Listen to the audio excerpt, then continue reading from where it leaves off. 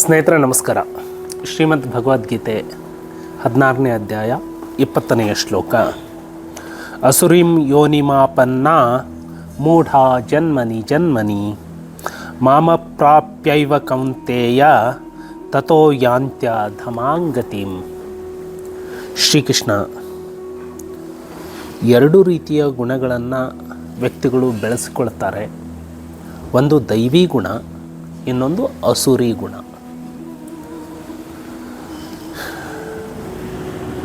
ಅಸುರಿ ಗುಣವನ್ನು ಬೆಳೆಸಿಕೊಂಡವರು ಅಂದರೆ ರಾಕ್ಷಸಿ ಪ್ರವೃತ್ತಿಯನ್ನು ಬೆಳೆಸಿಕೊಂಡವರು, ಅವರು ಹೇಗೆ ಮತ್ತೆ ಮತ್ತೆ ಪಾಪ ಯೋನಿಗಳಲ್ಲಿ ಹುಟ್ಟಬೇಕಾಗತ್ತೆ ಅನ್ನುವ ಮಾತನ್ನು ಮುಂದುವರೆಸಿ ಈ ಶ್ಲೋಕದಲ್ಲಿ, ಹೇ ಅರ್ಜುನ, ಅಂತಹ ಮೂಢರು ನನ್ನನ್ನು ಪಡೆಯದೆ ಜನ್ಮ ಜನ್ಮಗಳಲ್ಲಿ ಅಸುರಿ ಯೋನಿಯನ್ನೇ ಪಡೆಯುತ್ತಾರೆ.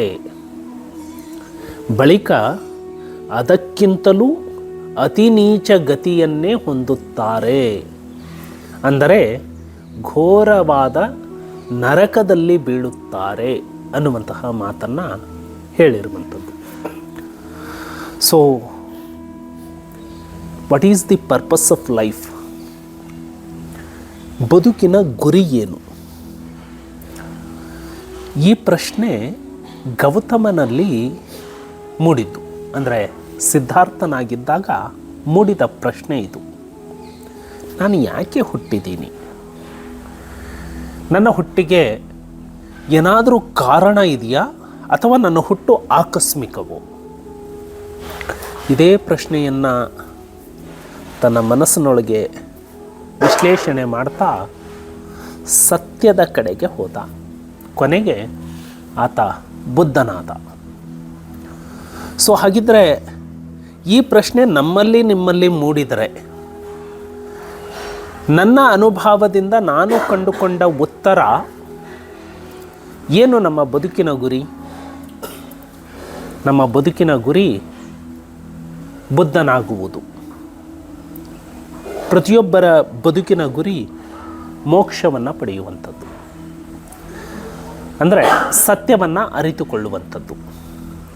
ಸತ್ಯದ ಅರಿವಾದಾಗ ಅದನ್ನು ಸಾಕ್ಷಾತ್ಕಾರ, ಅದನ್ನು ನಿರ್ವಾಣ ಅಂತ ಹೇಳಿ ಕರೆಯಲಾಗುತ್ತೆ. ಸೊ ಮೊದಲು ನಾವು ಸ್ಕೂಲ್ಗಳಲ್ಲಿ ಓದುವಾಗ ಎಕ್ಸಾಮಿನೇಷನಲ್ಲಿ ಪಾಸ್ ಆಗುವಂಥದ್ದು ಕಂಪಲ್ಸರಿ ಇತ್ತು. ಈಗ ಎಜುಕೇಷನ್ ಸಿಸ್ಟಮಲ್ಲಿ ಯಾರನ್ನೂ ಫೇಲ್ ಮಾಡೋ ಹಾಗಿಲ್ಲ, ಪಾಸ್ ಮಾಡಿನೇ ಕಳಿಸ್ಬೇಕು ಅಂತ ಇದೆ. ನಾವು ಓದುವಾಗ ಎಲ್ಲಿಯವರೆಗೆ ಅವನು ಫೇಲ್ ಆಗ್ತಿದ್ದ ಅಂದರೆ ಎಕ್ಸಾಮ್ ಪಾಸ್ ಆಗೋವರೆಗೂ ಅವನು ಫೇಲ್ ಆಗ್ತಾನೇ ಇರ್ತಿದ್ದ. ಸೊ ನಮ್ಮ ಜೀವನವೂ ಹಾಗೆ. ಎಲ್ಲಿಯವರೆಗೆ ನಾವು ಬುದ್ಧರಾಗೋದಿಲ್ವೋ, ಎಲ್ಲಿಯವರೆಗೆ ಸಾಕ್ಷಾತ್ಕಾರವನ್ನು ಪಡೆದುಕೊಳ್ಳೋದಿಲ್ವೋ, ಎಲ್ಲಿಯವರೆಗೆ ಮೋಕ್ಷವನ್ನು ಸಾಧಿಸಲಿಕ್ಕೆ ಆಗೋದಿಲ್ವೋ, ಅಲ್ಲಿಯವರೆಗೆ ಹುಟ್ಟುತ್ತಾನೇ ಇರ್ತೀವಿ. ಸೊ ನಮ್ಮ ಸಾಕ್ಷಾತ್ಕಾರಕ್ಕೆ, ನಮ್ಮ ಮೋಕ್ಷಕ್ಕೆ ಅಡ್ಡವಾಗುವಂಥದ್ದು ಯಾವುದು? ನಮ್ಮಲ್ಲಿ ಬೆಳೆದುಕೊಳ್ಳುವಂತಹ ಅಸುರಿ ಗುಣಗಳು. ಹಾಗಾಗಿ ಮನಸ್ಸು ಬಹಳ ದೊಡ್ಡ ಪ್ರಭಾವವನ್ನು ಹೊಂದಿದೆ.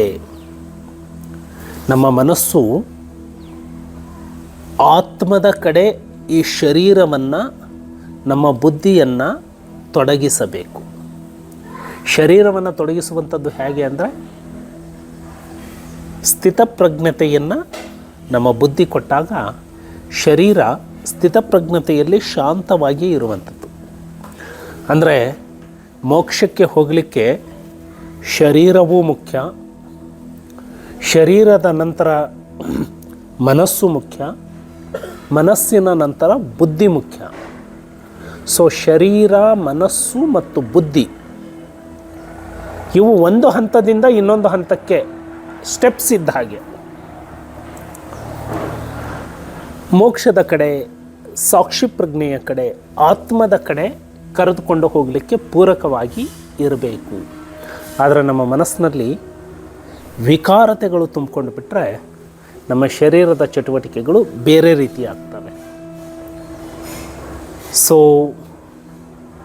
ಮನಸ್ಸಿನಲ್ಲಿ ವಿಕಾರತೆಯನ್ನು ತುಂಬಿಕೊಂಡವರು ಶ್ರೀಕೃಷ್ಣ ಹೇಳುವಂಥದ್ದು ಅವರು ಮೂಢರು ಅಂತ. ಆ ಮೂಢರು ನನ್ನನ್ನು ಪಡೆಯದೆ, ನನ್ನನ್ನು ಅಂದರೆ ಯಾರು? ನಮ್ಮ ಒಳಗೆ ಇರುವಂತಹ ಸಾಕ್ಷಿ ಪ್ರಜ್ಞೆ. ನೀವು ಆಸ್ತಿಕರೇ ಆಗಬೇಕು ಅಂತ ಇಲ್ಲ, ನೀವು ದೇವರನ್ನು ನಂಬಬೇಕು ಅಂತಲೇ ಇಲ್ಲ, ನೀವು ನಾಸ್ತಿಕನಾದರೂ ಪರವಾಗಿಲ್ಲ. ಆದರೆ ನಿಮ್ಮ ಒಳಗೆ ಇರುವಂತಹ, ನಮ್ಮ ಒಳಗೆ ಇರುವಂತಹ ಚೈತನ್ಯದ ಕಡೆಗೆ ನಮ್ಮ ಪ್ರಯಾಣ ಸಾಗಬೇಕು. ನೀನು ಆಸ್ತಿಕನಾಗಿ ಆದರೂ ಇರು, ನಾಸ್ತಿಕನಾಗಿ ಆದರೂ ಇರು, ನೀನು ಯಾವುದೇ ಮತ ಪಂಥಗಳನ್ನು ಆಚರಣೆ ಮಾಡು, ಆದರೆ ನಿನ್ನ ಪ್ರಯಾಣ ಅಲ್ಲಿಗೆ ಇರಬೇಕು. ನದಿ ಯಾವ ಪರ್ವತದಿಂದ ಸೃಷ್ಟಿಯಾದರೆ ಏನು? ನದಿ ಸಾಗುವ ಮಾರ್ಗ ಯಾವ ಭೂಪ್ರದೇಶ ಆದರೆ ಏನು? ನದಿಯ ಗುರಿ ಸಮುದ್ರವನ್ನು ಸೇರುವಂಥದ್ದು. ಹಾಗೆಯೇ ಪ್ರತಿಯೊಬ್ಬ ವ್ಯಕ್ತಿಯ ಗುರಿ ಮೋಕ್ಷದ ಕಡೆ ಹೋಗುವಂಥದ್ದು. ಆ ಮೋಕ್ಷಕ್ಕೆ ನೀನು ಆಸ್ತಿಕ ಮಾರ್ಗದಿಂದನಾದರೂ ಹೋಗು, ನಾನು ದೇವರನ್ನೇ ನಂಬೋದಿಲ್ಲ, ದೇವರು ಇರೋದೇ ಸುಳ್ಳು, ನಿನ್ನ ನಂಬಿಕೆ ಹಾಗಿರ್ಬೋದು, ಅದಕ್ಕೇನೂ ತೊಂದರೆ ಇಲ್ಲ, ಅದು ನಾಸ್ತಿಕ ಮಾರ್ಗ ಇರ್ಬೋದು. ಆದರೆ ಸಾಗಬೇಕಾದ ಮಾರ್ಗ ಆಸ್ತಿಕ ಮಾರ್ಗ ಅಥವಾ ನಾಸ್ತಿಕ ಮಾರ್ಗ ಹೋಗಿ ಮುಟ್ಟುವಂಥದ್ದು ಸತ್ಯದ ಕಡೆಗೇನೆ. ನೀನು ನಾಸ್ತಿಕ ಆದರೂ ಸತ್ಯದ ಕಡೆಗೇ ಹೋಗಬೇಕು. ಆ ಸತ್ಯ ನಮ್ಮೊಳಗಿನ ಸಾಕ್ಷಿ ಪ್ರಜ್ಞೆ, ಈ ನಿಸರ್ಗದ ನಿಯಮ. ಸೊ ಬಹಳಷ್ಟು ಜನ ಮೂಢರು ನನ್ನನ್ನು ಪಡೆಯೋದಿಲ್ಲ, ಅಂದರೆ ಆ ಸತ್ಯವನ್ನು ಪಡೆಯೋದಿಲ್ಲ, ಆ ಸಾಕ್ಷಾತ್ಕಾರವನ್ನು ಅನುಭವಿಸೋದಿಲ್ಲ. ಅಂಥವರು ಜನ್ಮ ಜನ್ಮಗಳಲ್ಲಿ ಮತ್ತೆ ಮತ್ತೆ ಹುಟ್ಟಲೇಬೇಕಾಗತ್ತೆ. ಹುಟ್ಟೋದಕ್ಕೆ ಅವರಿಗೆ ಸಿಗುವ ಸ್ಥಾನ ಅಸುರಿ ಯೋನಿಯೇ ಆಗಿರುತ್ತೆ. ಸೊ ಹಾಗಾಗಿ ಅವರು ಇನ್ನೂ ಕೂಡ ಘೋರ ನರಕದಲ್ಲಿ ಬೀಳಬೇಕಾಗತ್ತೆ. ಸೊ ಈ ಶ್ಲೋಕದಿಂದ ನಾವು ಅರ್ಥ ಮಾಡಿಕೊಳ್ಳಬಹುದು,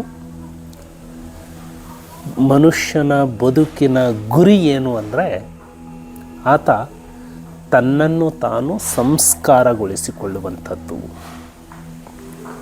ನೀನು ಯಾವುದೇ ಧರ್ಮದಲ್ಲಿ ಹುಟ್ಟಿರು, ಯಾವುದೇ ಜಾತಿಯಲ್ಲಿ ಹುಟ್ಟಿರು, ನೀನು ಯಾವ ವಿಚಾರ ಪಂಥಗಳನ್ನಾದರೂ ಆಚರಣೆ ಮಾಡು, ಆದರೆ ಸಾಗುವ ಮಾರ್ಗ ಅದು ಮುಕ್ತಿ ಮಾರ್ಗವೇ ಆಗಿರಬೇಕು. ನೀನು ಯಾವುದೋ ಹೆಸರಿನಲ್ಲಿ, ನೀನು ಶ್ರದ್ಧೆಯ ಹೆಸರಿನಲ್ಲಿ ಹಿಂಸೆಯನ್ನು ಮಾಡಿದರೆ, ಯಾವುದೋ ದೇವರ ಹೆಸರಿನಲ್ಲಿ ನೀನು ಕ್ರೌರ್ಯವನ್ನು ಮಾಡಿದರೆ, ನಾನು ದೇವರಿಗೆ ಹತ್ತಿರ ಆಗ್ತೀನಿ ಅಂತ ಹೇಳಿ ಕೆಲವೊಬ್ಬರು ಭಯೋತ್ಪಾದಕರು ನರಹಂತ ಕೃತ್ಯದಲ್ಲಿ ತೊಡಗಿರ್ತಾರೆ. ದೇವರಿಗೆ ಹತ್ತಿರ ಆಗ್ತೀನಿ ಅಂತ ಹೇಳಿ ಇನ್ನೊಬ್ಬರ ಕುತ್ತಿಗೆಯನ್ನು ಕೊಯ್ತಾರೆ. ಸೊ ಆ ಗುಣಗಳಿಂದ ನೀನು ಮತ್ತೆ ಅಸುರಿ ಯೋನಿಗಳಲ್ಲೇ ನೀನು ಹುಟ್ಟಬೇಕಾಗುತ್ತೆ. ಯಾಕೆ ಅಂದರೆ ನಿನ್ನ ಸಂಸ್ಕಾರಗಳು ಆ ರೀತಿ ನಿನ್ನನ್ನು ಈ ನಿಸರ್ಗದ ನಿಯಮಗಳಲ್ಲಿ ಒಳಪಡಿಸ್ತವೆ. ಸೊ ಹಾಗಾಗಿ ನನ್ನಿಂದ ನನ್ನನ್ನು ಪಡೆಯದೆ, ಅಂದರೆ ಸತ್ಯವನ್ನು ಸಾಕ್ಷಾತ್ಕಾರವನ್ನು ಪಡೆಯದೆ ಮತ್ತೆ ಮತ್ತೆ ಹುಟ್ಟಬೇಕಾಗತ್ತೆ ಅಂತ ನಾಳೆ ಮತ್ತಷ್ಟು ಚರ್ಚೆಯನ್ನು ಮಾಡೋಣ. ನಮಸ್ಕಾರ.